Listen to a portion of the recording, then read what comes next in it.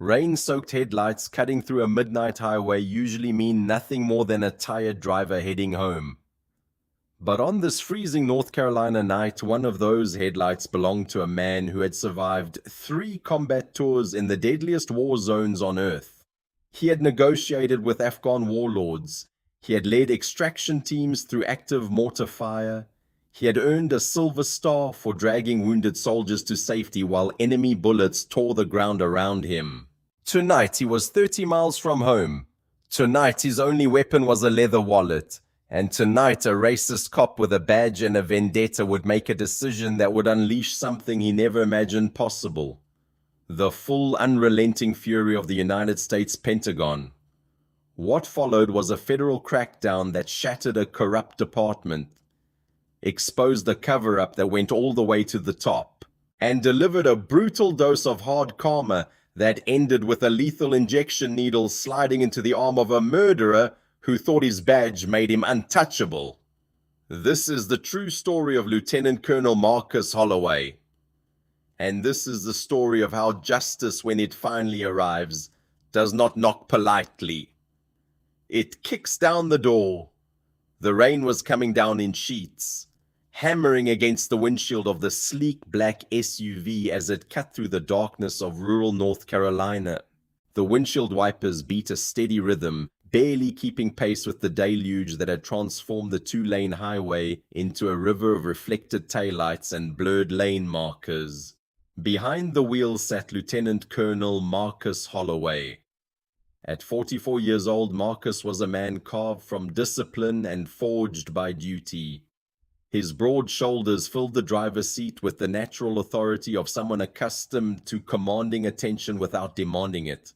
Even now exhausted from a 12-hour day that had started before dawn in a Pentagon conference room, his posture remained impeccably straight, his dark eyes lined with the subtle creases of a man who had seen too much scan the road ahead with the automatic vigilance of a career soldier.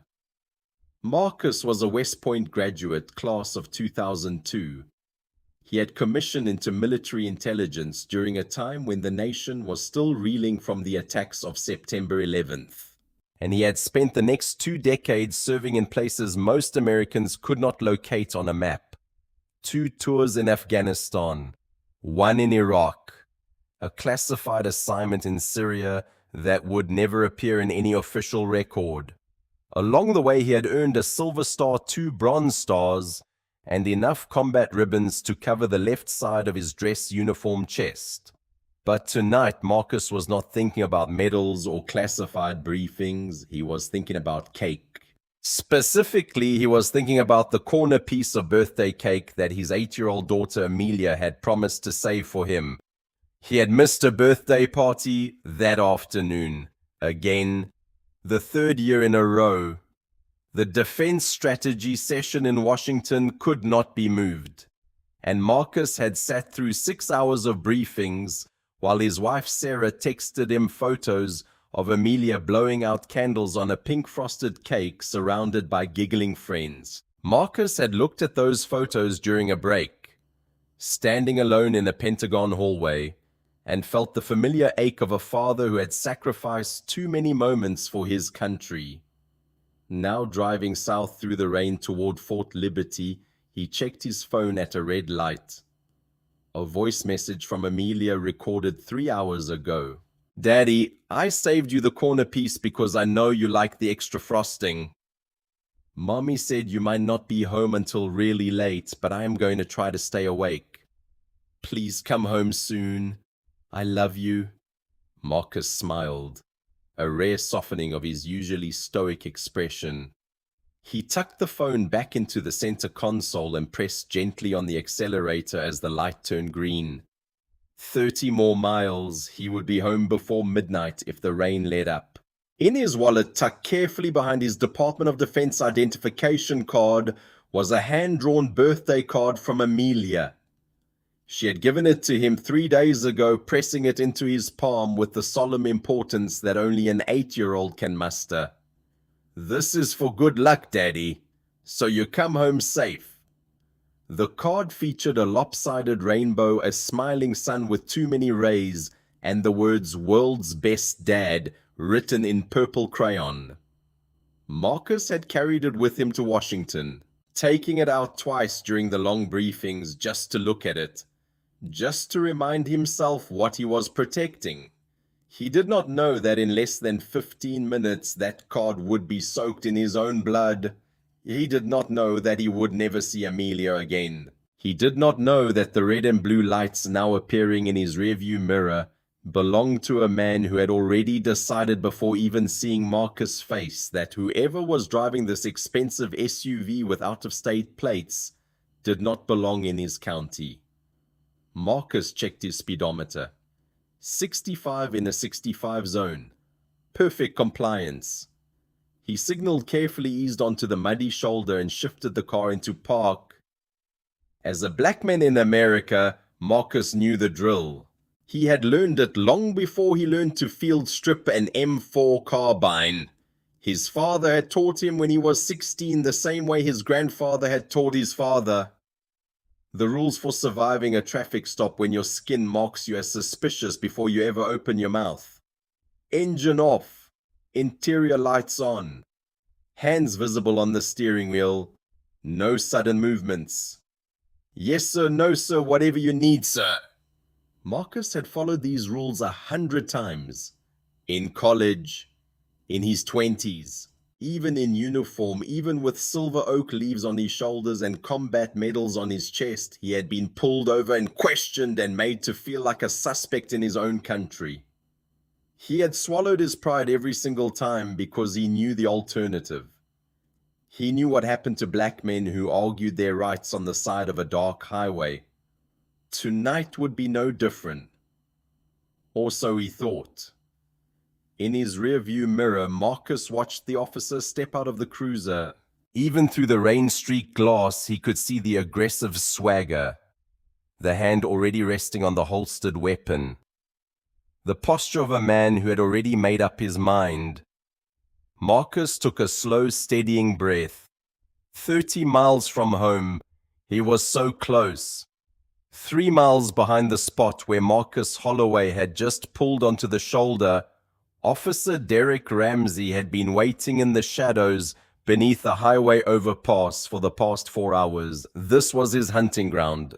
Derek Ramsey was 38 years old with a thick neck that seemed to merge directly into his shoulders and a permanent scowl that he mistook for authority. His face was weathered beyond his years, lined by cheap whiskey and cheaper resentment. His small, pale eyes constantly scanned his surroundings with the paranoid alertness of a predator who secretly feared becoming prey. Ramsey had wanted to be a state trooper. He had dreamed of it since childhood, imagining himself in the crisp blue uniform, commanding respect on the highways of North Carolina. But the State Trooper Academy had other ideas. After 8 weeks of training, the psychological evaluation had flagged him for anger management issues and authority problems.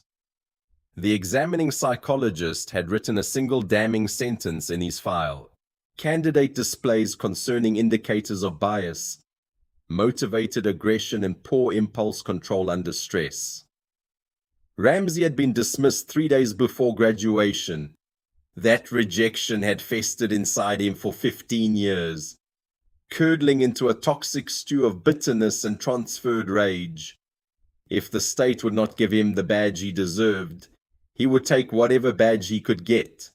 He had landed at the Chambers County Police Department, a small rural force that served a population of barely 12,000 people scattered across forgotten towns and crumbling farmland. It was a dead-end job in a dead-end county, and Ramsey knew it. But the badge still gave him power. The gun still commanded fear, and the lonely highways that cut through his jurisdiction still offered plenty of opportunities to exercise the authority that the state had tried to deny him. Over 9 years with the Chambers County PD, Ramsey had accumulated 14 excessive force complaints. 11 of them involved minority drivers, Black and Hispanic motorists passing through his territory who had the misfortune of catching his attention on a slow night. Every single complaint had been buried. Police Chief Hank Morrison, a good old boy who had run the department for 22 years, made sure of that. Morrison understood the unwritten rules of small-town law enforcement. Cops protected cops. The badge was a brotherhood, and as long as Ramsey victims were outsiders, people passing through who did not vote in local elections or drink at local bars, there was no reason to rock the boat. The complaints disappeared into Morrison's filing cabinet, never to surface again. Ramsey had learned that he could do almost anything. Tonight he sat in his cruiser beneath the overpass, rain drumming against the roof, scanning the occasional headlights that cut through the darkness. The dashboard clock read 11:47 p.m. His shift ended at midnight, and he had been hoping for one more stop. One more opportunity to remind himself that he mattered. That he had power. That someone somewhere would bend to his will. When the black SUV passed his position, Ramsey's eyes locked onto it with predatory focus. Expensive vehicle? Very expensive. The kind of car that cost more than Ramsey made in 2 years. Out of state plates. Washington, D.C. Tinted windows. Driving alone. Late at night, Ramsey's mind filled in the blanks before he even saw the driver. Drug runner. Had to be. Or maybe a pimp. Or some kind of gangster who thought he could cruise through Chambers County without paying respects to the local authority. Whoever it was, they did not belong here. They were an intruder, an anomaly, a target. Ramsey pulled out from beneath the overpass, his headlights cutting through the rain as he accelerated to close the distance. He did not have a legal reason to initiate a traffic stop. The SUV was maintaining perfect speed, staying centered in its lane, using turn signals appropriately. There was no traffic violation, no probable cause, no reasonable suspicion. But Ramsey did not need a legal reason. He needed an excuse, and in Chambers County the excuse was always the same. Officer discretion. He could claim he observed erratic driving. He could say the vehicle matched the description of one involved in a reported crime. He could invent any story he wanted, and Chief Morrison would back him up. That is how the game worked. That is how it had always worked. Ramsey flipped on his red and blue lights, watching the SUV brake lights flare in response. The expensive vehicle signaled carefully, too carefully, Ramsey thought with contempt, and eased onto the muddy shoulder. Ramsey parked behind it, angling his cruiser to block any attempt at escape. He sat for a moment, letting the driver stew, letting the anxiety build. This was part of the ritual. Make them wait. Make them wonder. Make them afraid. Then he stepped out into the rain. His hand found the butt of his service weapon before his second boot hit the pavement. Another part of the ritual. The gun was a prop, a reminder of who held the power. He approached the driver's side window, his heavy maglite flashlight already raised. The interior dome light was on, illuminating the cabin. Good! The driver knew the drill. Ramsey shined his flashlight directly into the driver's eyes, a deliberate attempt to blind and disorient. Through the glare he saw a black man behind the wheel. Tall, broad-shouldered. Hands placed carefully at 10 and 2 on the steering wheel. The man was wearing a dark civilian coat, but something about his posture set Ramsey's teeth on edge. There was no fear in those eyes, no nervous trembling, no desperate eagerness to please. This man looked at Ramsey like an equal, or worse, like someone studying a poorly behaving subordinate. Ramsey felt a hot flash of irrational anger surge through his chest. He did not know who this man was. He did not know about the Silver Star or the combat tours or the Pentagon clearance. He did not know that the man behind the wheel had commanded hundreds of soldiers and coordinated operations that had saved American lives across 3 continents. All Ramsey knew was that this black man in an expensive car was not showing him the fear and deference he believed he deserved. That was enough. That was all the reason he needed. License, registration, and proof of insurance. The words came out hard and hostile, deliberately stripped of any pretense of professionalism. Ramsey leaned into the window, rainwater dripping from the brim of his hat onto the door frame of the SUV.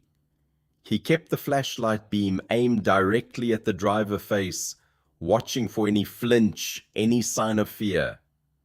"And keep your hands where I can see them." Marcus Holloway absorbed the hostility without reaction. His face remained neutral, his breathing steady. Inside, a part of him was already cataloguing the violations, the aggressive tone, the lack of any stated reason for the stop, the intimidation tactics. But he pushed those observations aside. There would be time for documentation later. There would be time for complaints and lawyers and accountability. Right now, the only priority was survival. "Good evening, officer." Marcus said, his voice a deep, calm baritone that projected quiet authority without aggression. "My hands are on the wheel. My wallet is in the left breast pocket of my coat. I'm going to slowly reach into my coat to retrieve it for you. Is that acceptable?" The measured response, the formal phrasing, the implicit assumption that Marcus had any say in how this interaction would proceed. It all landed wrong with Ramsey. He had expected stammering, nervousness, the familiar dance of a man caught doing something wrong. Instead, he was getting what sounded like a prepared statement. "Did I tell you to reach for anything?" Ramsey's voice cracked louder, sharper. He leaned closer, the flashlight trembling slightly in his grip. "I said keep your hands on the wheel. I am complying with your orders." Marcus replied, maintaining steady eye contact despite the blinding light. His tone remained perfectly level, perfectly controlled. "But I cannot provide my license unless I reach for my wallet. I'm asking for clear direction, officer. How would you like me to proceed?" The calm, the composure, the refusal to cower. It was intolerable. Ramsey felt his pulse hammering in his temples. This was not how the game was supposed to work. The driver was supposed to be afraid. The driver was supposed to stammer apologies and scramble to comply. The driver was supposed to make Ramsey feel powerful. Instead, Ramsey felt something he rarely experienced, the creeping sense that he was not in control of this situation. He compensated the only way he knew how. "Do not get smart with me, boy." The word hung in the air between them. "Boy." Marcus' jaw tightened almost imperceptibly. His hands remained motionless on the steering wheel, but something shifted behind his eyes. A cold flicker. The look of a man who had heard that word before, who had swallowed his rage before, who was calculating whether this was the night he stopped swallowing. But he did not rise to it, not yet. "I am not being smart, officer," Marcus said quietly. "I am trying to cooperate safely. If you would like, I can step out of the vehicle and you can retrieve my wallet yourself." Ramsey straightened up, a cruel smile twisting his lips. "Now that is the first smart thing you have said. Step out of the vehicle. Now, keep your hands where I can see them." Marcus nodded slowly. He reached for the door handle with deliberate, exaggerated care, pushing the door open with his left hand while keeping his right hand visible on the steering wheel until the last possible moment. The cold rain hit him immediately as he stepped onto the muddy shoulder. It soaked through his dark civilian trench coat within seconds, plastering his clothes to his skin. Marcus rose to his full height, 6 feet 2 inches of solid muscle. The physique of a man who still ran 5 miles every morning and could complete an army physical fitness test with scores that shamed men half his age. Ramsey took an involuntary half step backward.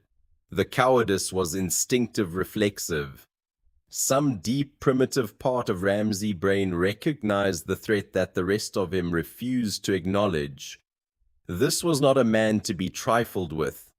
This was not some frightened motorist who would crumble under pressure, but admitting that even to himself was impossible. So Ramsey did what weak men always do when confronted with their own inadequacy. He escalated. His hand closed around the grip of his Glock 17. In one practice motion, he drew the weapon and leveled it at Marcus' chest. "Turn around and put your hands on the roof of the car." Ramsey screamed, his voice cracking with a mix of fear and rage. "Officer, there is no need for your weapon," Marcus said calmly. "I am unarmed. I am an active duty military officer. I am fully cooperating with your instructions. There is no threat to your safety." Ramsey's eyes narrowed. Military officer. Sure. Another lie, another excuse. Probably stolen valor. Probably some wannabe playing dress-up. I said turn around. Marcus turned slowly, placing his palms flat against the rain-slicked roof of his SUV. The cold metal bit into his skin. Behind him he could hear Ramsey breathing. Ragged, harsh, the breathing of a man operating on pure adrenaline rather than training or discipline. This was dangerous. This was very dangerous. Marcus had faced down Taliban commanders with more self-control than this small-town deputy. "Officer, I need to inform you of something important." Marcus kept his voice measured, his palms flat against the roof of the SUV, rain streaming down the back of his neck. He spoke clearly, enunciating each word, making sure there could be no misunderstanding. "My name is Lieutenant Colonel Marcus Holloway. I am an active duty officer in the United States Army, currently assigned to the Pentagon. My Department of Defense identification is in my breast pocket along with my wallet. I strongly recommend that you verify my credentials before this situation escalates further." Behind him, Ramsey let out a harsh bark of laughter. "Lieutenant Colonel." "Right. And I am the Queen of England." He stepped closer, close enough that Marcus could smell the stale coffee on his breath. The gun remained aimed at the center of Marcus' back. "Every gangbanger and drug runner I pull over has a story. Military veteran, college student, lawyer. Everyone has got credentials. Everyone has got an excuse. You know what I have learned after 9 years on this job." He leaned in close, his lips nearly brushing Marcus' ear. "They are all liars." Marcus closed his eyes briefly, steadying himself. The rain continued to hammer down around them, drowning out the distant rumble of occasional traffic on the highway. They were alone out here, no witnesses, no backup, just a man with a gun and a grudge and another man trying to survive. "Officer, I am not lying to you. I am telling you exactly who I am. I have nothing to hide. I have committed no crime. I would like you to call your supervisor so we can resolve this situation appropriately." Ramsey scoffed loudly. "My supervisor? You want to talk to my supervisor?" He stepped back, gesturing with the gun as if he were making a grand proclamation. "I am the law out here, friend. This is my highway, my county, my jurisdiction. You do not get to make demands. You do not get to tell me what to do. You are the one with your hands on the car. You are the one who is going to answer my questions." Marcus remained still, but his mind was racing. He had dealt with men like this before. Petty tyrants drunk on borrowed authority. Men whose entire sense of self-worth depended on dominating others. The difference was that in Afghanistan, those men usually wore enemy uniforms. Here in his own country, they wore badges. "I am not making demands," Marcus said quietly. "I am giving you information that could save your career. I am offering you an exit from a situation that does not need to escalate. That is not a threat, officer. That is professional courtesy." For a fraction of a second, something flickered in Ramsey's eyes. Doubt, perhaps. Or the first faint whisper of the self-preservation instinct that any rational person would have activated long ago. But Ramsey's ego was too fragile to bend. His pride was too wounded to retreat. He had drawn his weapon on this man. He had called him boy. He had committed himself to a confrontation, and backing down now would mean admitting that he had been wrong. Derek Ramsey never admitted he was wrong. "Turn around," he ordered, slowly. "Keep your hands visible." Marcus complied, turning to face the officer with his hands raised to shoulder height. Rain streamed down his face, soaking through the heavy trench coat he had worn against the cold. The coat hung open now, heavy and waterlogged, the civilian fabric doing little to protect against the bitter North Carolina night.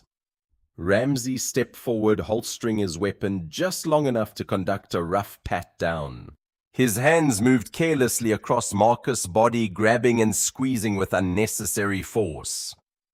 When his fingers encountered the thick fabric of the dress uniform beneath the trench coat, he paused for a moment. But the significance did not register.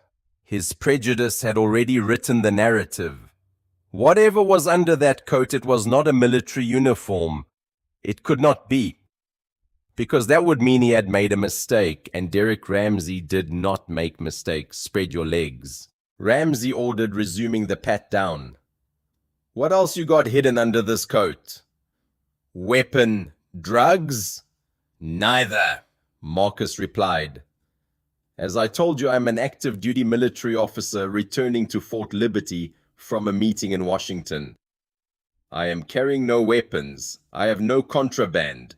My identification will confirm everything I am telling you."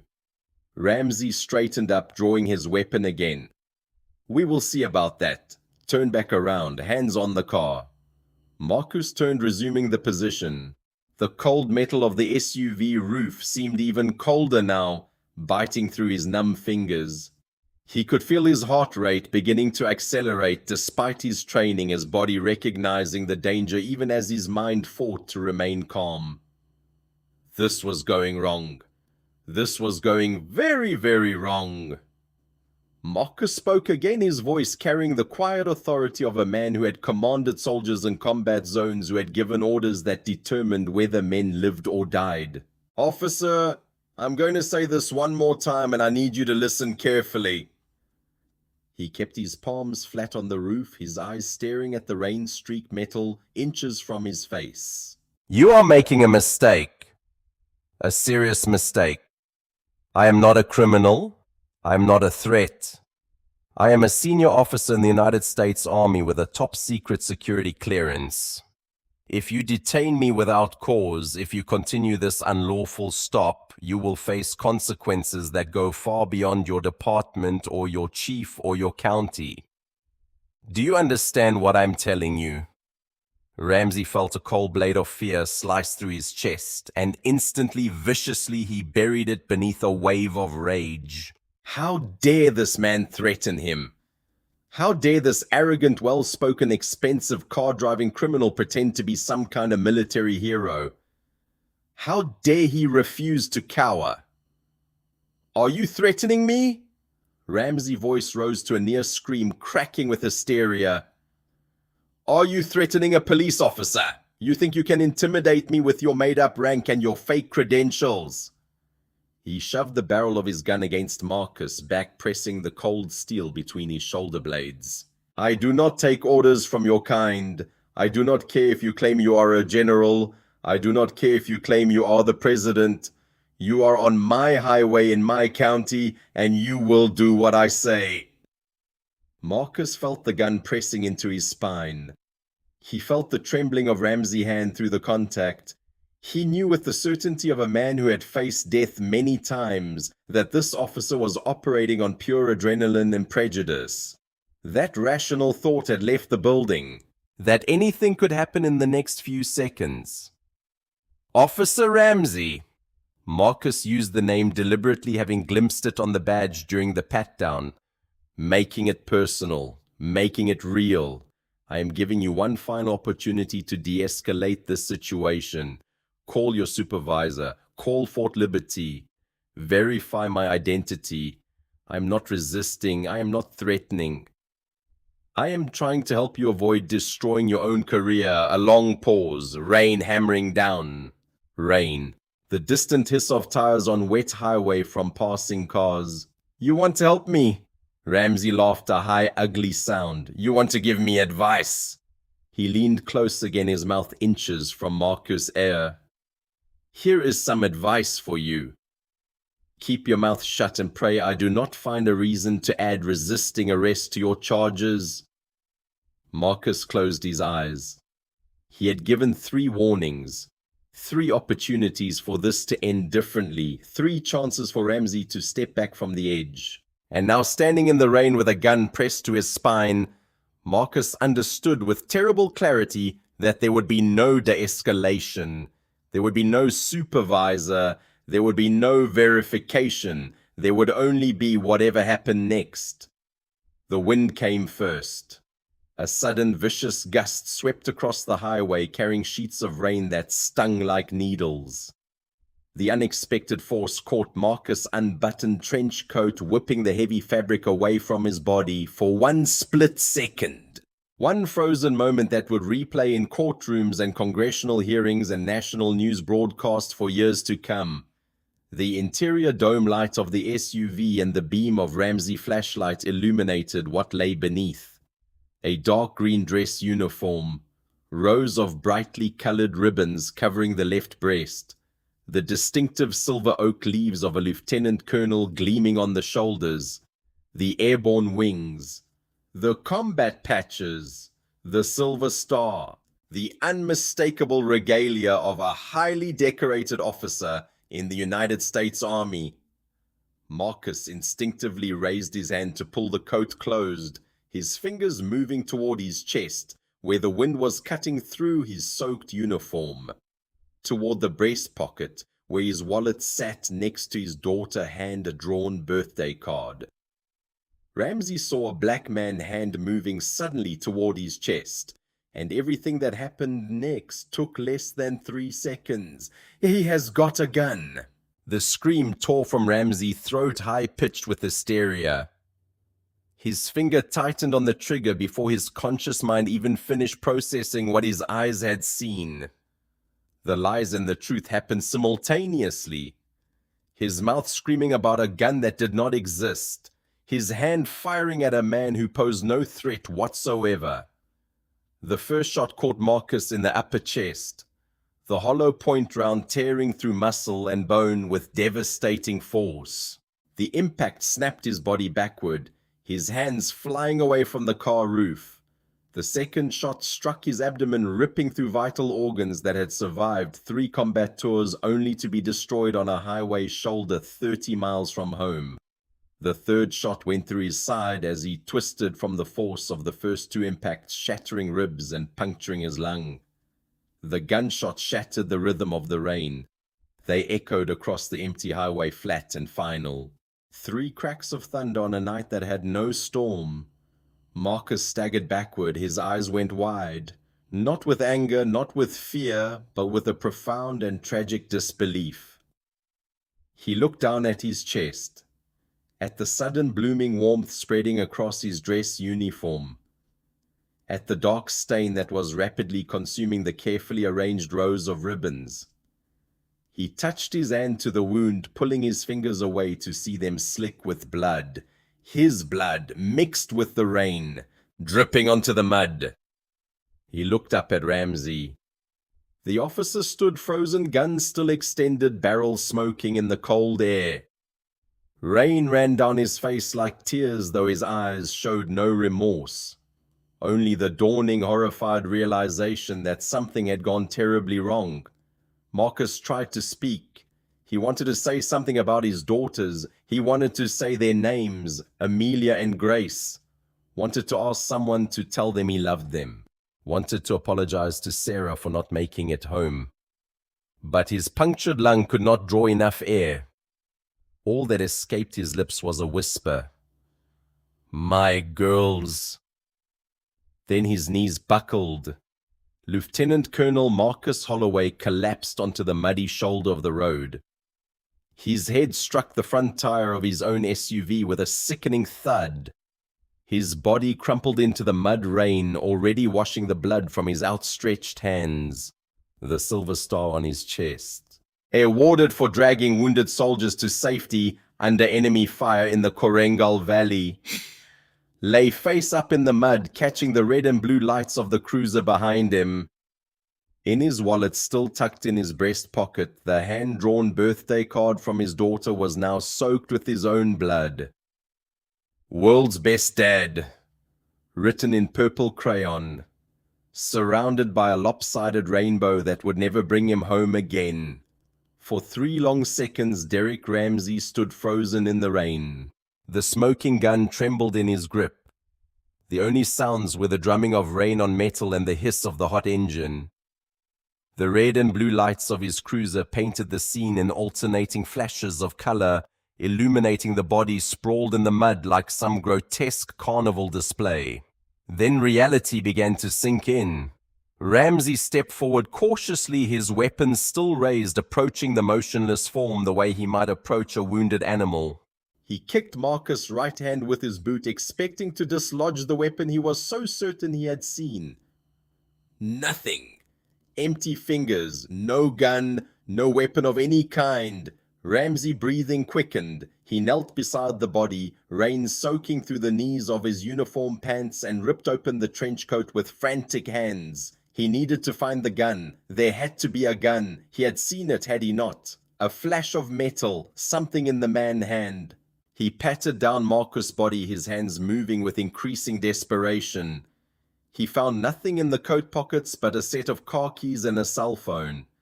He reached into the breast pocket of the dress uniform, and his fingers closed around a leather wallet. Ramsey pulled it out. The wallet was heavy, expensive, leather, dark brown, and professional. It fell open in his shaking hands. The first thing he saw was the Department of Defense identification card. The photograph showed the man lying dead in the mud. The same strong features, the same calm, steady eyes. The photograph showed a man in uniform, an officer uniform. The text beside the photograph was crisp and official. Holloway Marcus T. Lieutenant Colonel, United States Army, Department of Defense. Ramsey stared at the ID.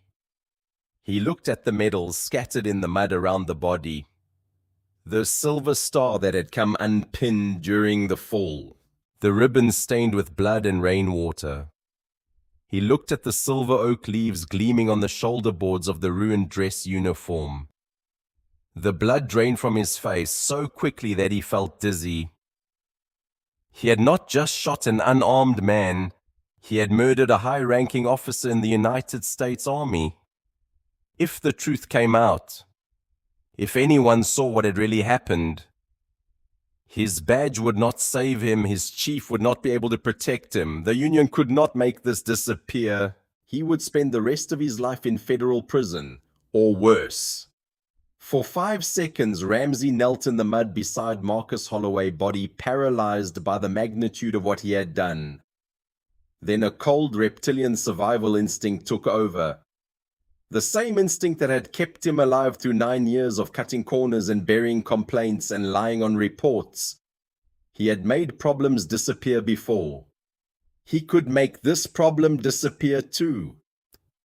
Ramsey scrambled to his feet, slipping in the mud, and ran back to his cruiser. He popped the trunk with shaking hands and rummaged through his duty bag until his fingers found what he was looking for. Wrapped in an oily rag at the bottom of the bag was a rusted .38 caliber Smith & Wesson revolver.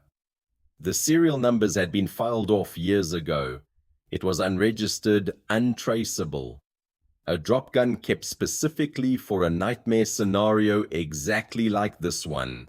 Every dirty cop knew the value of a drop gun. Plant it on the victim. Claim self-defense. Walk away clean. Ramsey had never used it before, but he had always known somewhere in the back of his mind that someday he might need it. Someday was tonight. He ran back to Marcus' body, his boots squelching in the mud. He wiped the revolver carefully on his own uniform sleeve, removing any fingerprints. Then he knelt beside the corpse, took Marcus' lifeless right hand and pressed the dead fingers around the grip of the gun. He let it drop onto the asphalt inches from Marcus' outstretched hand. There. Now there was a weapon at the scene. Now there was evidence of a threat. Now it was his word against a dead man. Ramsey stood up, breathing heavily, rain and sweat mixing on his face. He unclipped the radio from his shoulder and pressed the transmit button. "Dispatch, this is Unit 4. His voice was steadier now. The lie was coming together. "Shots fired! Shots fired! Suspect drew a weapon during a traffic stop. Suspect is down. Send EMS and notify Chief Morrison. I need him at my location immediately." He released the transmit button and allowed himself one long shaky breath. Then he reached down to his chest and pressed the button to deactivate his body camera. Ramsey believed he had thought of everything. He had planted the weapon. He had called in the shooting as self-defense. He had turned off his body camera to prevent any record of the cover-up. But in his panicked, adrenaline-fueled state, Derek Ramsey had made a fatal miscalculation. The Axon body cameras issued by the Chambers County PD 3 months earlier included a feature that most officers did not fully understand. It was called pre-event buffering, a continuous passive recording function that captured video, though not audio, of the 2 minutes preceding any camera activation. The feature existed precisely for situations like this, to preserve evidence of what happened before an officer remembered to turn on their camera, to prevent the destruction of crucial footage, to ensure accountability. Even when the camera was off, it was recording.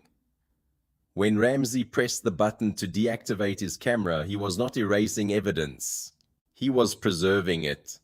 The camera had captured everything in silent, devastating clarity. It had captured Marcus Holloway with his hands visible on the roof of the SUV. It had captured the trench coat blowing open in the wind. It had captured Marcus' hand moving toward his chest, toward his wallet, not toward a weapon. It had captured Ramsey's arm rising, the muzzle flash of 3 shots, Marcus staggering and falling. And worst of all, it had captured what happened after.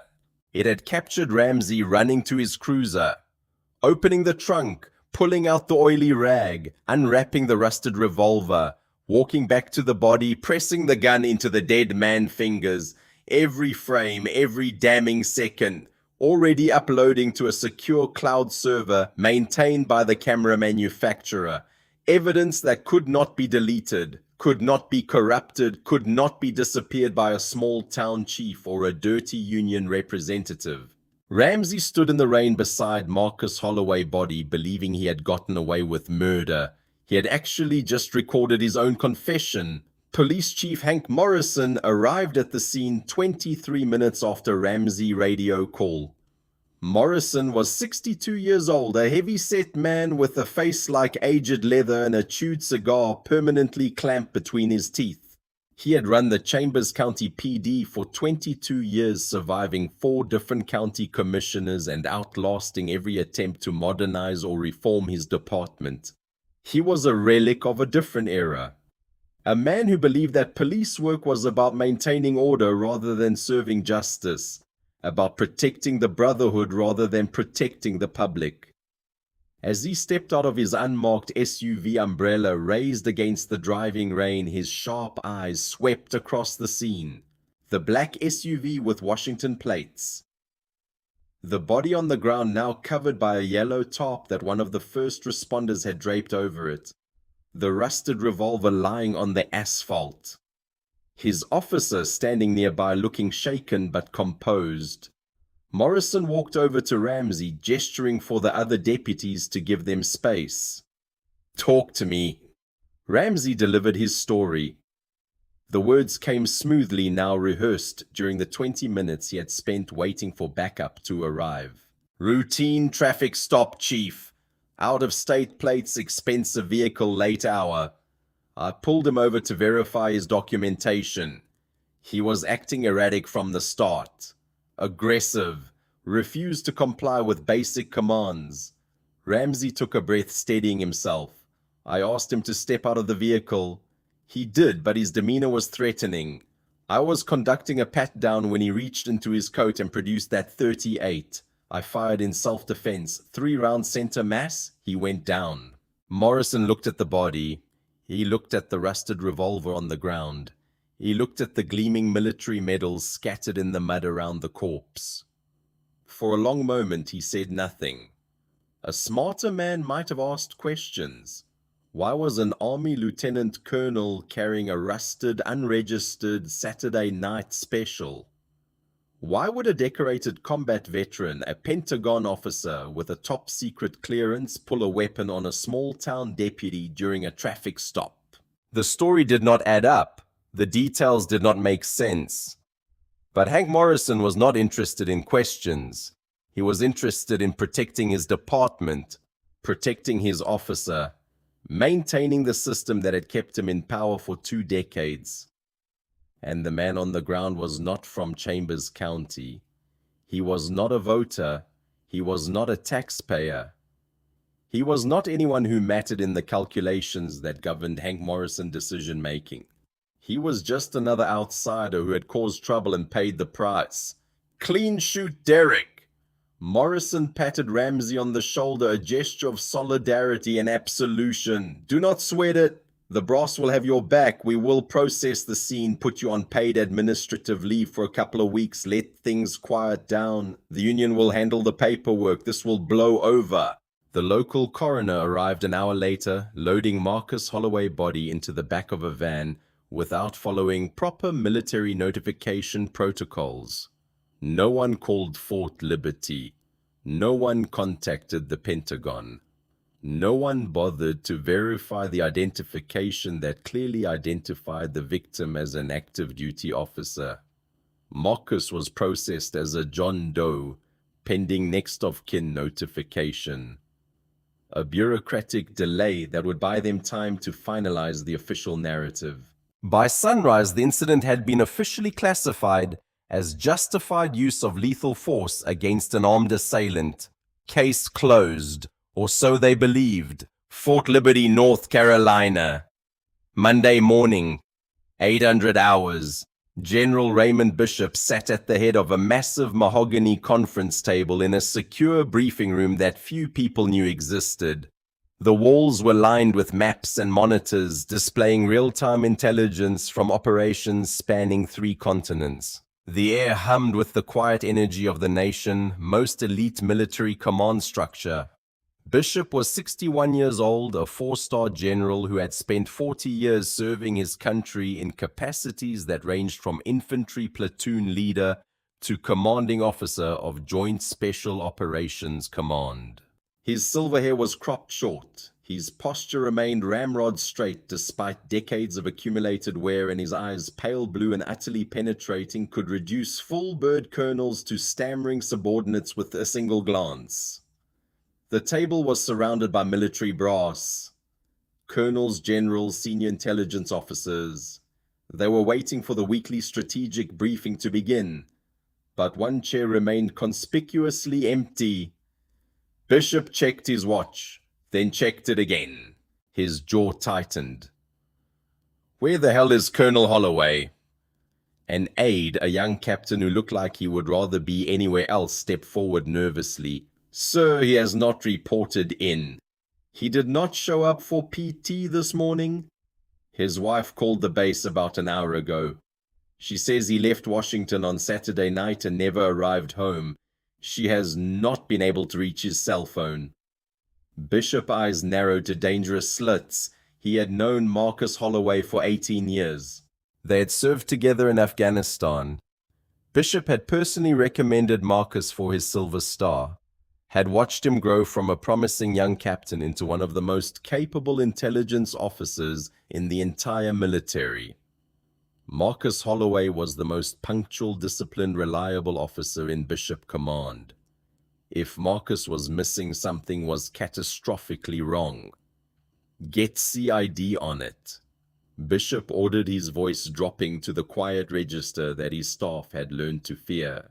Right now, track his cell phone. Track the GPS on his vehicle. I want to know exactly where he is and exactly what happened to him within the hour. The Army Criminal Investigation Division moved with a speed that would have shocked civilian law enforcement. Within 45 minutes, they had pinged Marcus' cell phone. The signal did not come from a hospital. It did not come from a ditch or an accident scene. It came from a metal locker inside the Chambers County Coroner office. When General Bishop received the call, the silence in his office was absolute. The aide who delivered the news stood at rigid attention, sweat beading on his forehead, wishing desperately that he had drawn any other duty today. "Say that again." The general voice was barely above a whisper. "Sir Lieutenant Colonel Holloway was shot and killed during a traffic stop in Chambers County, North Carolina, approximately midnight on Saturday. The local police department is claiming he pulled a weapon on the officer. They are calling it a justified shooting." A weapon. Bishop stood slowly from his desk. His hands, which had remained steady during firefights and bombing raids, and moments that would have broken lesser men, were trembling slightly. "They are claiming Marcus Holloway's Silver Star recipient, 18-year combat veteran. Pentagon intelligence officer pulled a weapon on some backwater county deputy. That is their official statement, sir." Bishop walked to the window that looked out over the Fort Liberty parade ground. For a long moment he said nothing. He simply stood there, his reflection staring back at him from the glass, processing the information. He had watched Marcus Holloway run through active mortar fire to drag wounded soldiers to safety. He had seen Marcus negotiate with hostile warlords without breaking a sweat. He knew with absolute, unwavering certainty that Marcus could never pull an illegal weapon on a police officer. The very idea was absurd. It was insulting. It was a lie so transparent that only men who thought themselves untouchable would dare to tell it. Assemble a federal task force. Bishop's voice had become something terrible. Calm on the surface. Volcanic underneath. Contact the FBI director. Personally. Tell him this comes from me. Tell him that one of my officers has been murdered by local law enforcement and that I am requesting immediate federal intervention. He turned from the window, his eyes burning with cold fire. Deploy a CID detachment to Chambers County immediately. Full authority. I want every piece of evidence secured before those local cops have a chance to destroy it. Sir, the local department has jurisdiction. I do not give a damn about their jurisdiction. Bishop's voice cracked like a whip across the room. They think they can murder one of my best men and sweep it under the rug. They think their little good old boy network can make this disappear. They have made a catastrophic miscalculation. He strode toward the door, his staff scrambling to follow. I am going to tear their entire department down to the foundation, and when I am finished, I am going to salt the earth so nothing ever grows there again. Are we clear? Crystal clear, sir. Sarah Holloway woke to a pounding on her front door. For a moment she lay in bed disoriented. The clock on her nightstand read 7:43 a.m. Sunlight was streaming through the curtains. Marcus' side of the bed was empty, which was not unusual. He often left early for PT, but he should have been home by now. He should have been home last night. The pounding came again, harder, more insistent. Sarah pulled on her robe and walked down the hallway toward the front door. She could hear Amelia and Grace stirring in their bedrooms, wakened by the noise. She opened the door. 2 army officers stood on her porch in full dress uniform, a chaplain and a casualty notification officer. Their faces were professionally neutral, but Sarah could see the terrible weight behind their eyes. She knew what this meant. Every military wife knew what this meant. Mrs. Holloway, I'm Major Thompson from the Casualty Assistance Office. This is Chaplain Williams. May we come inside? Sarah's knees began to buckle. She caught herself on the door frame, her fingers turning white against the wood. No. The word came out as a whisper. No. Do not say it. Please do not say it. But they had to say it. Ma'am, we regret to inform you that your husband, Lieutenant Colonel Marcus Holloway, was killed in the line of duty on Saturday night. We extend our deepest condolences on behalf of the United States Army. The words seemed to come from very far away. Sarah heard them, processed them, felt them hitting her like physical blows. Marcus was dead. Her husband, the father of her children, the man who had survived 3 combat tours only to die on a highway 30 miles from home. Behind her in the hallway, 8-year-old Amelia appeared in her pajamas. "Mommy, who is at the door? Is Daddy home?" Sarah turned, saw her daughter's sleepy, innocent face, and felt something inside her shatter into a million pieces. She sank to her knees and pulled Amelia into her arms, sobbing. The next few hours passed in a blur of grief and shock. The officers stayed making phone calls, helping with logistics, trying to shield the family from the worst of the bureaucratic machinery that accompanies military death. It was not until that afternoon that Sarah received a phone call that transformed her grief into something else entirely. The call came from the Chambers County PD, a detective whose name she did not bother to remember, speaking in a tone of bureaucratic indifference. "Mrs. Holloway, I am calling to inform you that the investigation into your husband's death has been concluded. The shooting has been classified as justified. Your husband produced a weapon during a traffic stop and the officer responded in self-defense. We will be releasing his personal effects within the next few days." Sarah stood in her kitchen, the phone pressed to her ear, her grip tightening until her hand ached. "That is not possible. Excuse me, ma'am. My husband did not carry a weapon. My husband would never threaten a police officer. What you are describing is impossible. Ma'am, I understand this is a difficult time, but the evidence is clear. A firearm was recovered at the scene. The officer account has been corroborated. Your officer is lying." Sarah's voice cracked with sudden fury. "I do not know what happened on that highway, but I know my husband. I know who he was. I was married to him for 15 years. I know what he was capable of and what he was not, and I am telling you, detective, that whatever story you are trying to sell is a lie." The detective's tone hardened. "Mrs. Holloway, I understand you are grieving, but I would advise you to be careful about making accusations against law enforcement officers. The investigation is closed. The shooting was justified. I'm sorry for your loss." The line went dead. Sarah stood in her kitchen, the phone still pressed to her ear, hot tears streaming down her face. Grief and rage warred inside her, twisting together into something cold and dangerous. They had killed her husband, and now they were trying to destroy his reputation. They wanted her to accept their lies, to grieve quietly, to disappear. They had no idea who they were dealing with. That evening, General Raymond Bishop arrived at the Holloway residence personally. He came in civilian clothes, a deliberate choice that Sarah appreciated. He did not want to remind her daughters of the formal notification that had shattered their world that morning. He came as a family friend, not as a commanding officer. They sat together in the living room after Amelia and Grace had been put to bed. Bishop's face was lined with grief, but beneath the sorrow, Sarah could see something else. Barely contained fury. "They are claiming he pulled a weapon," Sarah said quietly. "A rusted .38 revolver. They are saying it was self-defense." Bishop shook his head slowly. "It is a lie. An obvious, transparent lie. Marcus would never carry an unregistered weapon. He would never escalate a traffic stop. He spent his entire career teaching de-escalation. He was the most disciplined man I ever served with." "Then what happened?" Bishop met her eyes. "I do not know exactly, but I intend to find out.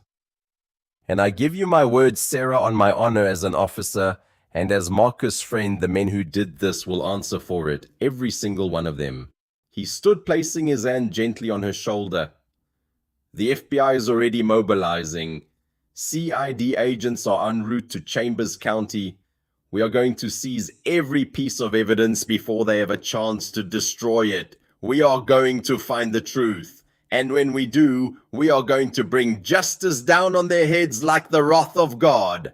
Sarah looked up at the four-star general who had served with her husband through wars and peacetime, through promotions and hardships. "Promise me," she said quietly. "Promise me that whoever did this will not get away with it. I promise." Tuesday afternoon, 48 hours after Marcus Holloway was murdered, the sleepy town of Chambers County looked like it was under military occupation.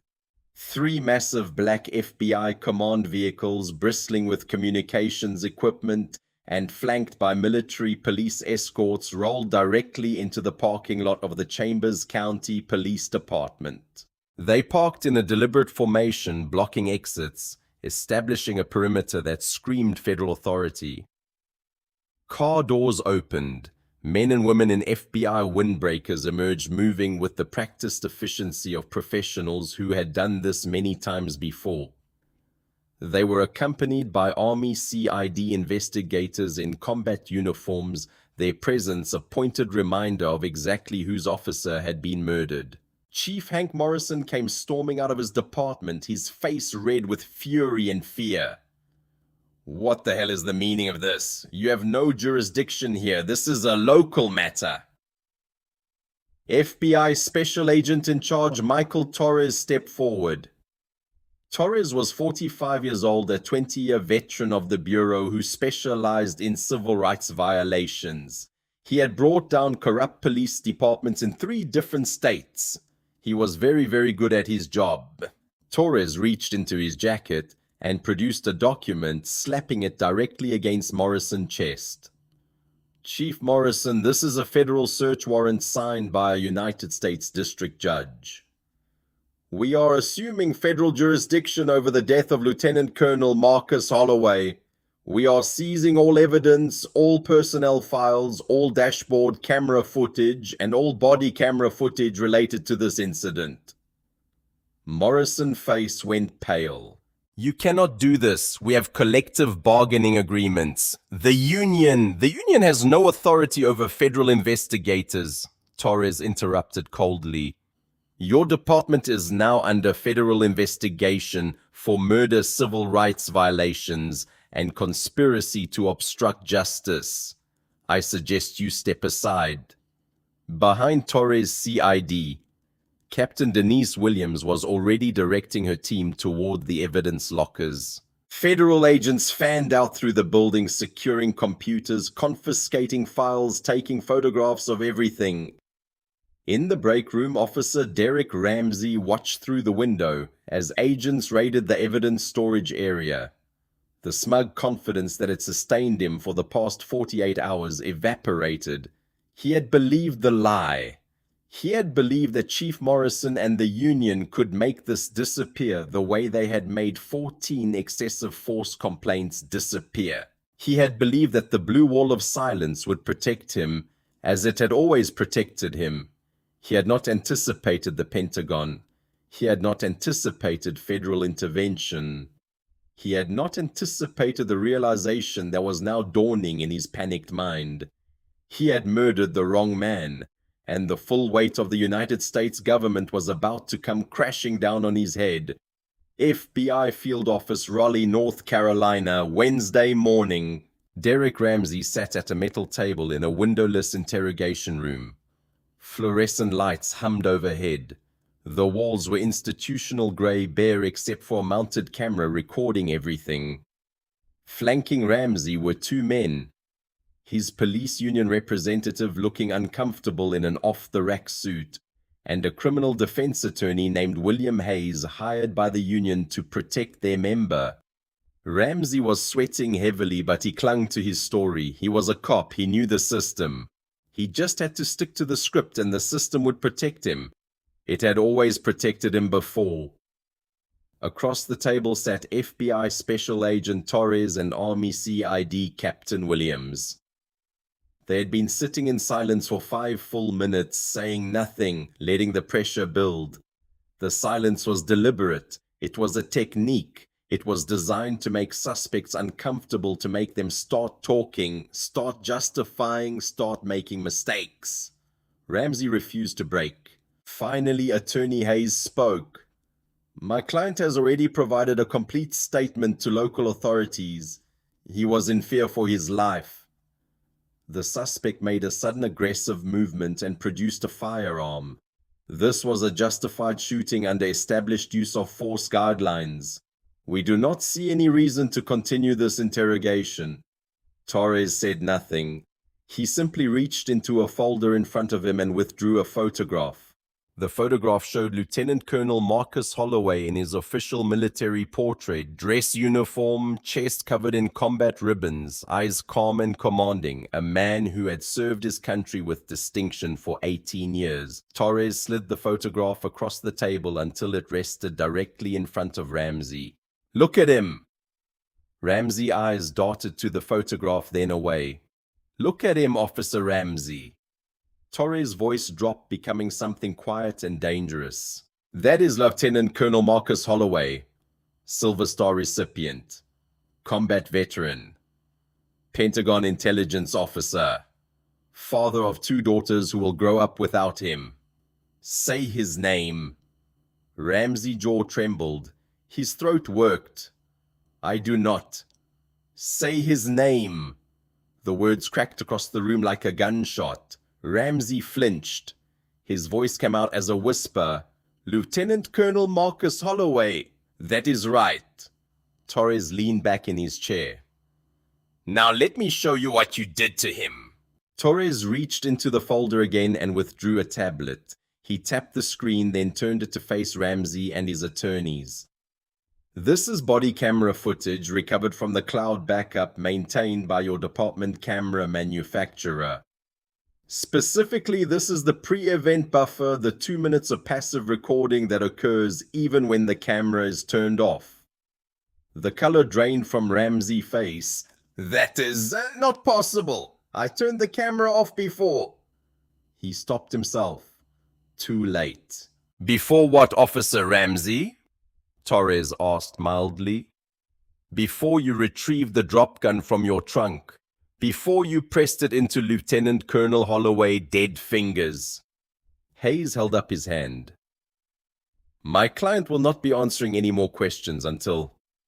Then he can sit in silence and watch." Torres pressed play. The footage began. Silent. High definition, black and white. It showed Marcus Holloway standing beside his SUV with his hands visible on the roof. Cooperating, complying, posing no threat whatsoever. It showed the trench coat whipping open in the wind. It showed Ramsey's arm rising. It showed the muzzle flash. 3 times, 1, 2, 3. It showed Marcus staggering backward, his face contorting with shock and pain. It showed him falling, his body crumpling into the mud. The room was utterly silent. But the footage continued. It showed Ramsey standing frozen for 3 seconds. It showed him approaching the body, searching it frantically. It showed him running back to his cruiser. It showed him opening the trunk. It showed his hands rummaging through a duty bag. It showed him pulling out the rusted .38 revolver. It showed him walking back to Marcus Holloway, lifeless body, wiping the gun on his sleeve, pressing it into the dead man's fingers, letting it drop onto the asphalt. Torres paused the footage. Attorney Hayes was staring at the screen with his mouth slightly open. He slowly pulled his hands away from the table, physically distancing himself from his client. The union representative looked like he was about to be sick. "That is premeditated murder." "CID," Captain Williams stated. Her voice cut through the silence like a scalpel. "That is destruction of evidence. That is falsification of an official report. That is deprivation of civil rights under color of law resulting in death." She leaned forward, her eyes boring into Ramsey. "And the United States Department of Defense is going to ensure that you never see the sky as a free man again." Ramsey's facade shattered completely. "Wait!" His voice cracked high and desperate. Tears of sheer terror welled in his eyes. "Wait, I panicked. He scared me. I thought he had a gun. And when he did not, I knew my career was over. I just made a mistake. I was trying to protect myself. It was a mistake, Torres scoffed. A mistake. Let us talk about mistakes, Officer Ramsey. He reached into the folder one more time, withdrawing a second document. The .38 revolver you planted on Lieutenant Colonel Holloway. You filed off the serial numbers, but that does not mean they are gone. They are just scratched. The ATF laboratory at Quantico used a process called magneto-optical imaging to read the stamped metal underneath the scratches. We recovered the complete serial number. He slid the document across the table. That .38 Smith & Wesson was confiscated during a drug raid in Chambers County in 2018. You were the arresting officer. According to your own incident report, the weapon was supposed to be logged into evidence and destroyed. Torres leaned forward, invading Ramsey's space. But it was not logged. It was not destroyed.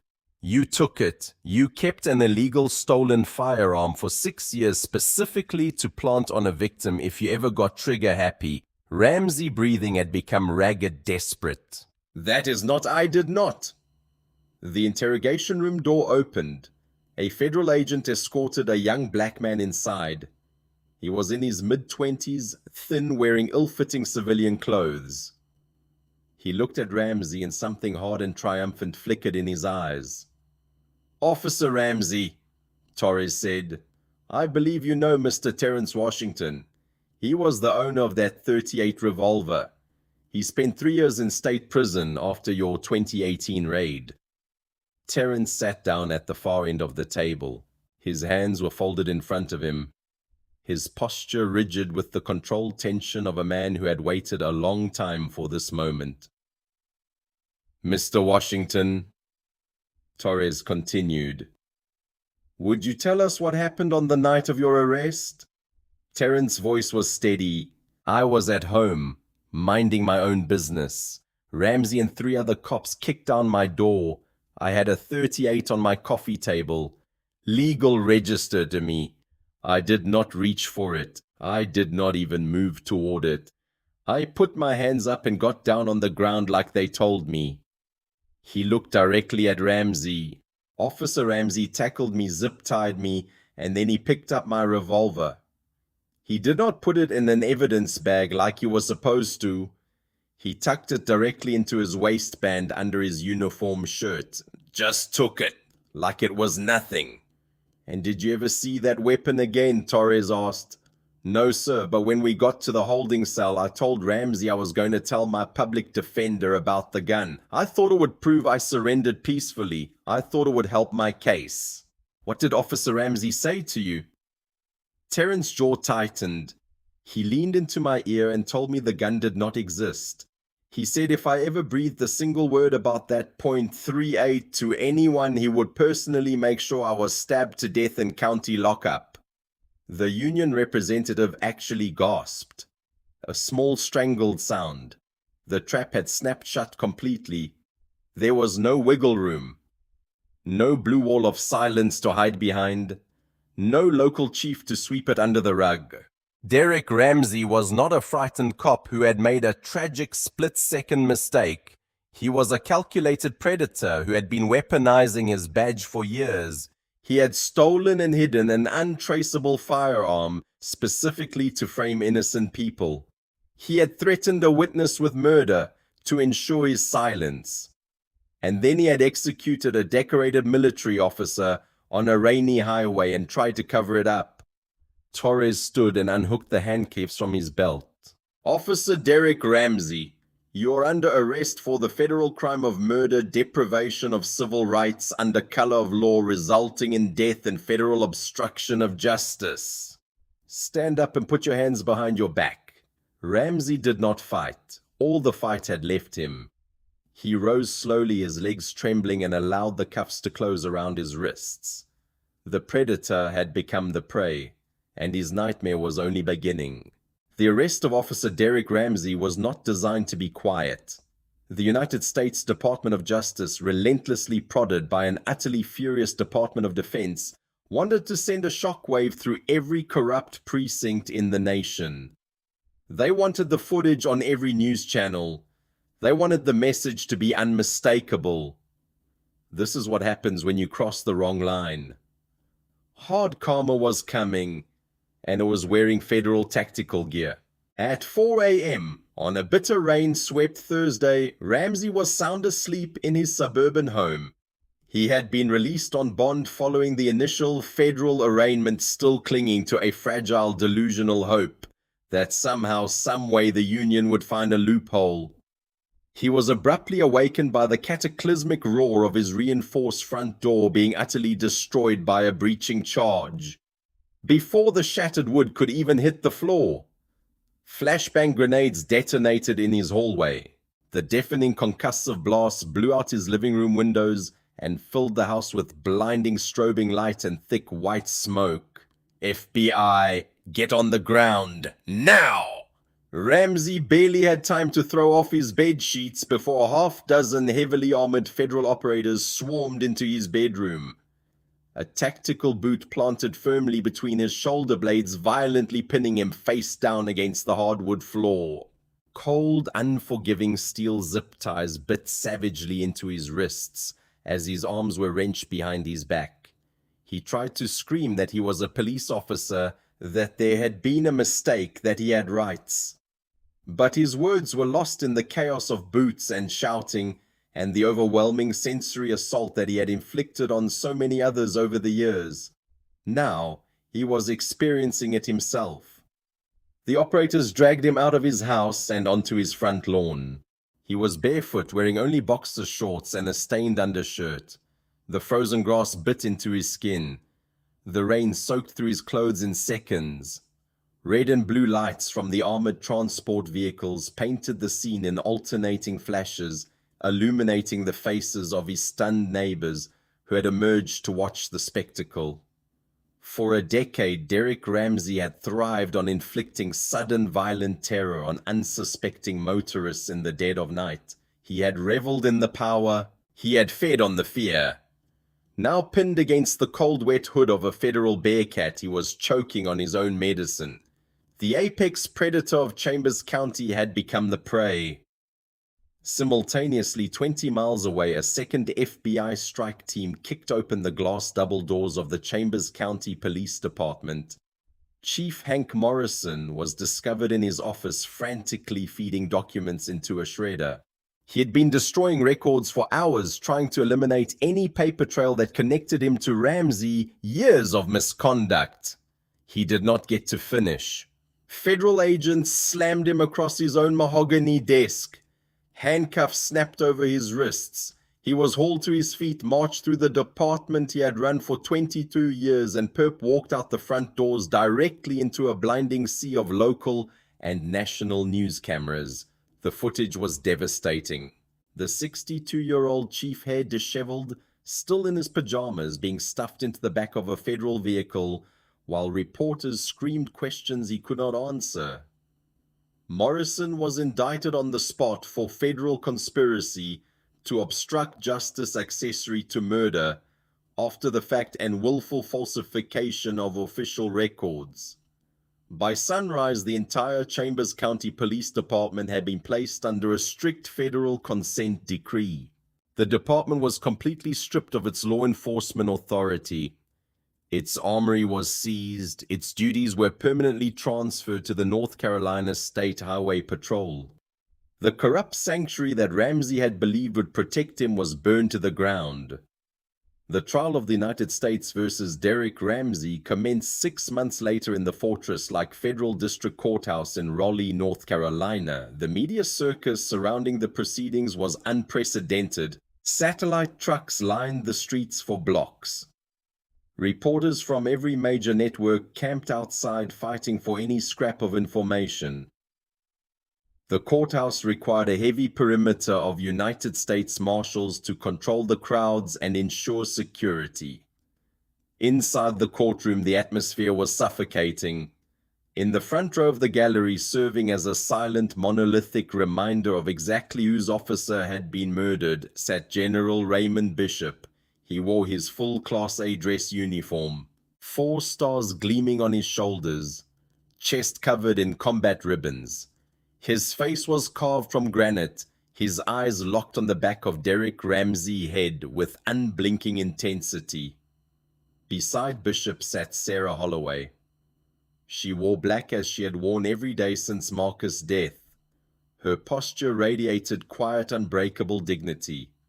She had lost her husband, but she had not lost her strength. Behind them, filling 3 entire rows, sat 24 high-ranking army officers in full dress uniform. Colonels, brigadier generals, major generals. Their chests were heavy with combat decorations. They sat in perfect chilling stillness, a unified front of military authority. Every single day of the trial, their eyes burned into the defendant. The message was unmistakable. You murdered one of us, and we are here to watch you pay. The prosecution was led by United States Attorney Richard Kavanaugh, a ruthless, methodical litigator who specialized in civil rights cases. Kavanaugh was 53 years old, with silver hair and the demeanor of a man who had seen too much injustice to tolerate any more. He did not seek a standard murder conviction. Because Ramsey had acted under the authority of his badge to commit a civil rights violation, resulting in death, Kavanaugh invoked 18 U.S.C. Section 242, the federal statute that allowed for the death penalty when a civil rights violation resulted in murder.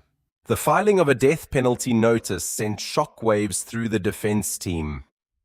Ramsey, original private attorney, had withdrawn from the case, citing irreconcilable differences. The police union, seeing the evidence and wanting to distance themselves from the catastrophe, had quietly pulled their funding. Ramsey was left with exhausted public defenders who knew they were fighting an unwinnable battle. The trial itself was a legal massacre. Kavanaugh began by dimming the courtroom lights and playing the body camera footage on a massive screen for the jury. The 12 jurors watched in horrified silence. They watched Marcus Holloway, calm and compliant, standing with his hands visible on the roof of his SUV. They watched the trench coat blow open. They watched Ramsey's arm rise. They watched a decorated combat veteran, a man who had survived 3 war zones, gunned down on a rainy highway for simply reaching toward his wallet. They watched him die. And then they watched Ramsey retrieve the drop gun from his trunk and press it into Marcus' dead fingers. Several jurors were crying. One had to excuse herself to vomit in the bathroom. But Kavanaugh was not finished. The defense had attempted to argue that Ramsey suffered from post-traumatic stress, that years of police work had left him hypervigilant, that the shooting was a tragic mistake born of fear rather than malice. Kavanaugh demolished that defense in less than an hour. He called Terrence Washington to the stand. Terrence testified about the stolen .38, about Ramsey's threat to have him killed in lockup, about the years he had spent in prison, while the real criminal walked free with a badge. Then Kavanaugh called 3 other victims. A black college student pulled over for a broken taillight and beaten so badly he missed a semester. A Hispanic truck driver whose cargo was destroyed during an illegal search. A young black father arrested on fabricated charges and held for 48 hours before being released without explanation. One by one they took the stand and told their stories. The same patterns, the same prejudice, the same abuse of power. Ramsey had not made a single tragic mistake. He had spent 9 years using his badge as a weapon of racial violence. Marcus Holloway was simply the victim who finally brought him down. Closing arguments took less than a single afternoon. Kavanaugh stood before the jury, his voice ringing through the silent courtroom. Lieutenant Colonel Marcus Holloway survived 3 combat tours in the deadliest war zones on Earth. He served his country with honor and distinction for 18 years. He earned a Silver Star for dragging wounded soldiers to safety under enemy fire. Kavanaugh paused, letting the words sink in. He survived all of that. He survived Afghanistan. He survived Iraq. He survived classified operations that none of us will ever know about. His voice hardened.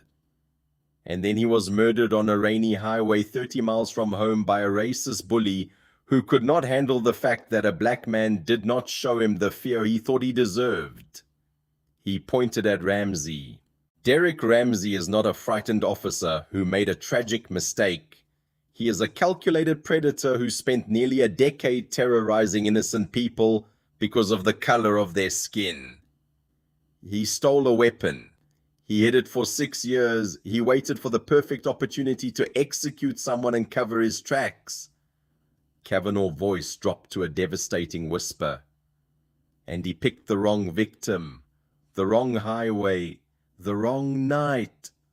The jury deliberated for 4 hours. When they returned to the courtroom, the silence was so complete you could hear the hum of the fluorescent lights overhead. The foreperson stood. She was a middle-aged woman with graying hair and steady hands.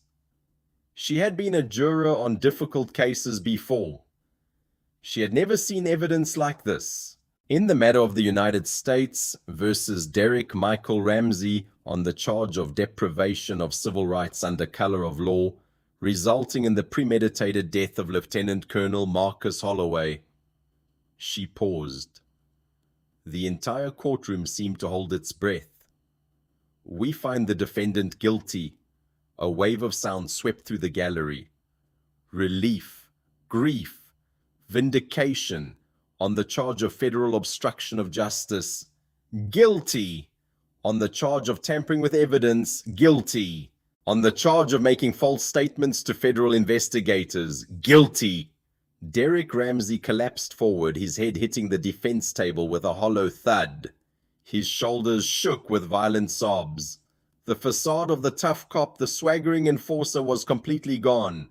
In its place was a broken, pathetic shell of a man who had finally been held accountable. General Bishop reached over and placed his heavy, steady hand on Sarah Holloway's trembling shoulder. "It is done," he said quietly. "Justice has been served." Sarah nodded, but her eyes remained fixed on the sobbing defendant. Justice, yes, but it would not bring Marcus back. It would not bring her husband home. The penalty phase of the trial concluded 1 week later.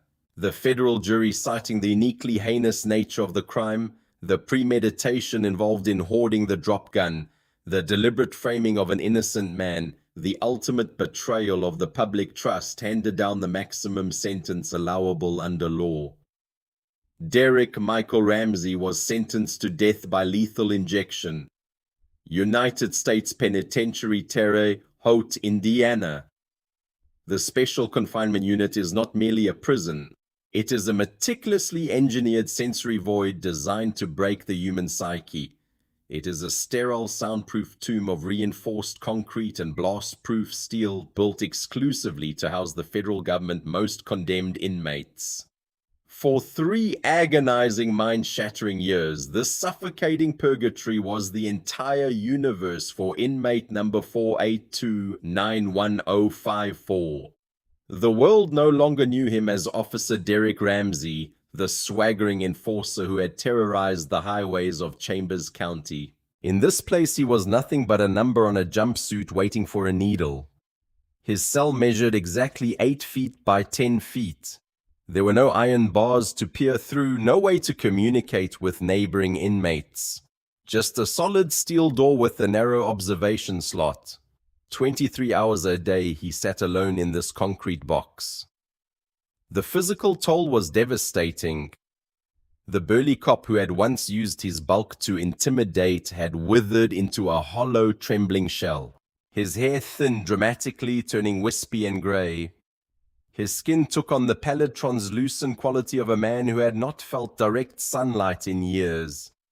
Sleep offered no sanctuary. Every night his dreams forced him to relive the moment.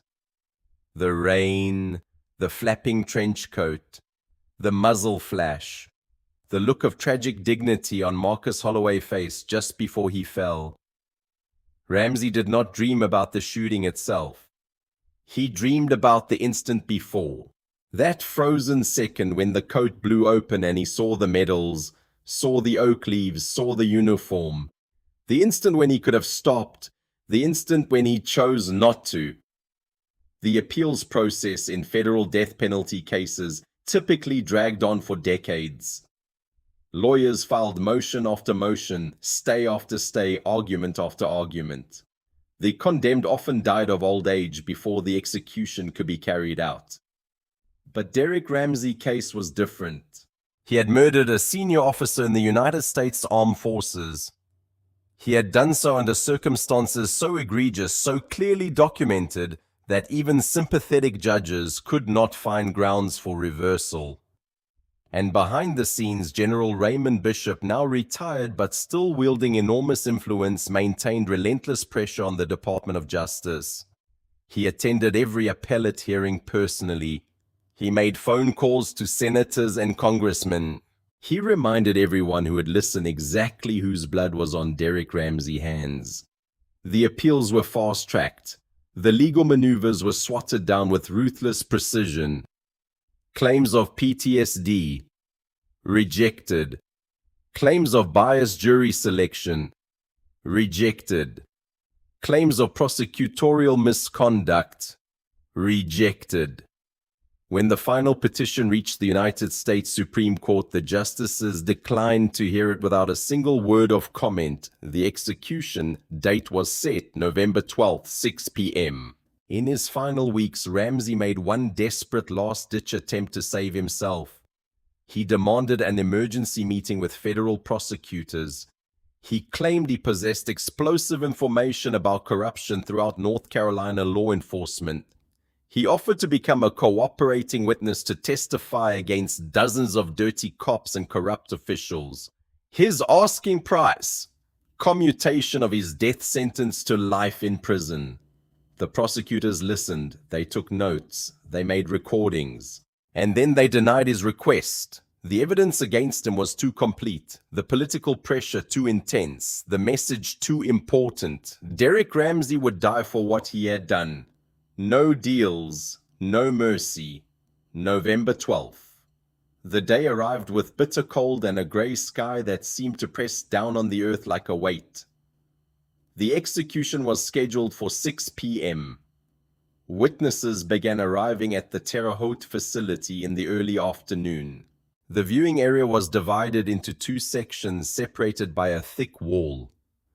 On one side, media representatives and state-designated witnesses. On the other, the victim family. General Raymond Bishop, now 70 years old and walking with a cane, entered the victim viewing room at 5:30 p.m. He was accompanied by Sarah Holloway and United States Attorney Richard Kavanaugh. Bishop wore his full-dress uniform one final time, every medal, every ribbon. Every decoration he had earned across 4 decades of service. He wore it not for himself, but for Marcus, the subordinate, the friend, the brother-in-arms who had been taken too soon. Sarah wore black as she had worn to every proceeding. Her face was composed, but the lines around her eyes spoke to 3 years of grief that would never fully heal. They stood shoulder to shoulder behind a massive pane of ballistic glass looking directly into the execution chamber. The chamber was horrifyingly clinical. It looked more like a surgical theater than an instrument of death. In the center of the room sat a heavy green gurney flanked by IV stands and heart monitors. At exactly 6 p.m., the steel door on the far side of the chamber groaned open. Derek Ramsey was escorted into the room by 3 heavily armored Bureau of Prisons guards. He wore an olive drab jumpsuit. His pale thin hands were shackled to a thick leather belly chain. His legs refused to support his weight. The terror had paralyzed his nervous system. The guards had to physically drag him across the linoleum floor, his feet scraping uselessly against the ground. His face was entirely devoid of color. His eyes were wide and unblinking, locked in a state of primal consuming panic. It was a dark, poetic twist of karma. The man who had thrived on inflicting terror in the dead of night was now drowning in it under harsh fluorescent lights. The guards lifted him onto the gurney. Heavy leather straps were pulled tight and ratcheted down. Across his ankles, his knees, his waist, his chest, his arms, he was pinned completely flat, unable to move more than a fraction of an inch in any direction. The IV team moved in with silent, practiced efficiency. They located veins in both arms, inserted the needles, taped the clear plastic tubes to his pale skin. Warden Davies stepped forward, pulling a small microphone down from the ceiling. "Inmate Ramsey, do you have any final words?" Ramsey's head jerked to the side. Through the thick glass, his terrified, tear-filled eyes found the witness room. He saw General Bishop's unyielding gaze, and then he saw Sarah. She did not look angry. She did not look triumphant. She just looked at him with absolute chilling emptiness, as if he were already a ghost. As if he had stopped being human the moment he pulled the trigger on that rainy highway. Ramsey's chest heaved against the straps. His lips trembled violently. He opened his mouth desperately, trying to force out words. An apology, a plea, anything to make himself feel human in his final moments. But the crushing weight of his guilt and terror strangled the words in his throat.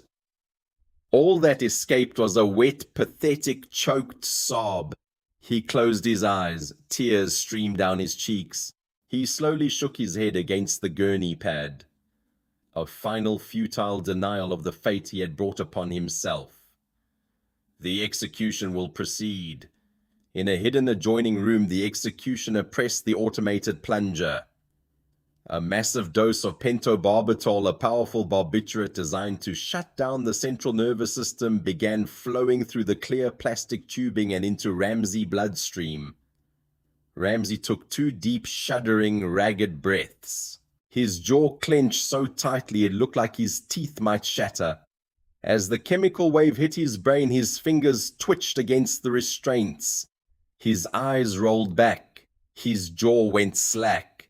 His body melted into the gurney. The frantic rising and falling of his chest slowed, stopped. Sarah Sterling did not blink. She did not look away.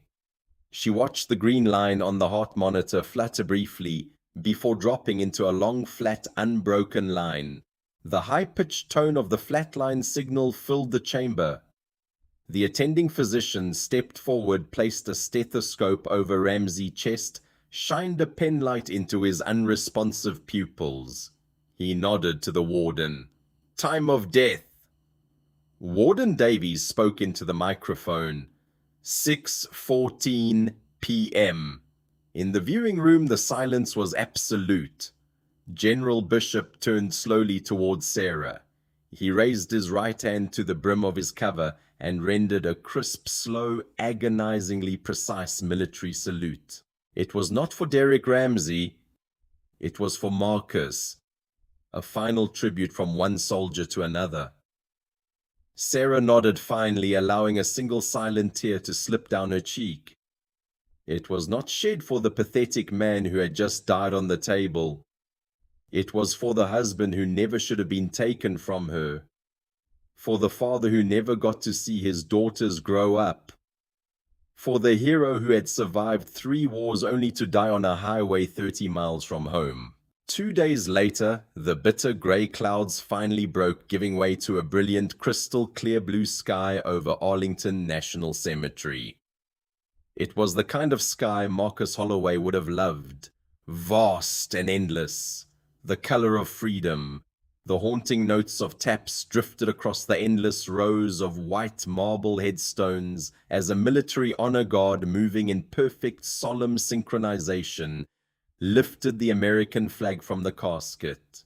They folded it with practiced precision, tucking the red and white stripes away until only the blue field of stars remained, forming a crisp, perfect triangle. General Raymond Bishop, walking without his cane for this final duty, knelt on the manicured grass.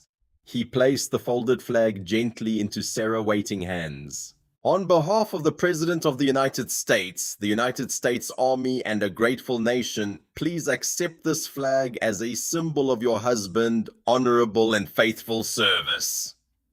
The sharp cracks of a 21-gun salute shattered the quiet morning echoing across the Potomac.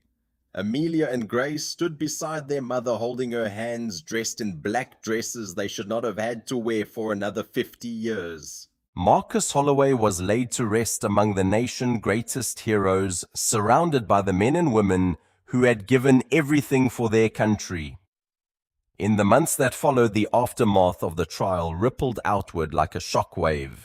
A furious, unified Congress passed the Lieutenant Colonel Marcus Holloway Accountability Act, sweeping federal legislation that stripped qualified immunity from any law enforcement officer found guilty of tampering with body camera footage, falsifying official reports, or planting evidence. The law ensured that the blue wall of silence could never again shield a murderer from justice. It was signed on what would have been Marcus' 45th birthday, with Sarah and the girls standing behind the president in the Rose Garden. The racist cop who believed his badge made him untouchable had been erased from the earth, executed and forgotten. But Lieutenant Colonel Marcus Holloway's name would endure forever, etched into federal law, inscribed on a memorial wall at the Pentagon, and carried in the hearts of his daughters who grew up knowing that their father died with dignity and was avenged with absolute justice. Every year on the anniversary of his death, Amelia and Grace visit his grave at Arlington, leaving a hand-drawn card beneath the white marble headstone. The cards always feature a lopsided rainbow and the words "World's Best Dad," because some things are worth remembering, and some debts can only be paid in justice. If this story moved you, please subscribe to our channel.